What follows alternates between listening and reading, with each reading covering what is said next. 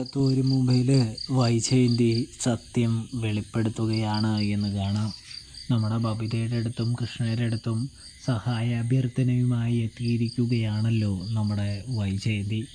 ഇതേ സമയം വൈജയന്തിയുടെ അടുത്ത് അവരാണെങ്കിൽ പറയുകയാണ്, തങ്ങൾ അമ്മയെ സഹായിക്കാനായിട്ട് വന്നപ്പോൾ അമ്മ ഞങ്ങളെ ഓടിച്ചു വിട്ടതല്ലേ, അതുകൊണ്ട് അമ്മയെ വലിയ രീതിയിലൊന്നും സഹായിക്കാനൊന്നും പോകുന്നില്ല എന്ന് പറയുന്നത് കാണാൻ സാധിക്കും. ഇതേ സമയമാണെങ്കിൽ ഒന്ന് സഹായിക്ക്, ഒരു മാനുഷിക പരിഗണനയെങ്കിലും താ എന്ന് പറയുന്നത് കാണാം. അമ്മയ്ക്കുണ്ടോ മാനുഷിക പരിഗണന? അമ്മ ഞങ്ങൾക്കത് തന്നിട്ടുണ്ടോ എന്ന് ചോദിക്കുന്നത് കാണാൻ കഴിയും. അമ്മ അച്ഛന് ആ മാനുഷിക പരിഗണന കൊടുത്തിട്ടുണ്ടോ എന്ന് ചോദിക്കുന്നത് കാണാനായിട്ട് സാധിക്കും.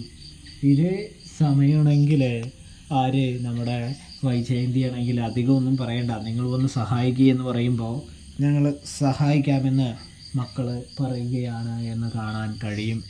അങ്ങനെ വൈജയന്തിയെ അവർ സഹായിക്കുന്നുണ്ട് എന്നും കാണാനായിട്ട് സാധിക്കും കേട്ടോ. ഇതേ സമയമാണെങ്കിൽ ഓരോ തെറ്റുകൾ ചെയ്യുകയും മടുത്ത് അലമ്പിയൊക്കെ ഇങ്ങനെ ചെയ്യുമ്പോൾ നിങ്ങൾ 4 എണ്ണം എൻ്റെ വയറ്റിൽ എങ്ങനെ പിറന്നത് എന്ന് ചോദിക്കുമ്പോൾ വൈജയന്തിയുടെ ആ പറച്ചിൽ കേട്ട് ബബിത ചോദിക്കുകയാണ് 4 എന്ന്. അപ്പോൾ വൈജയന്തി പെടുന്നു.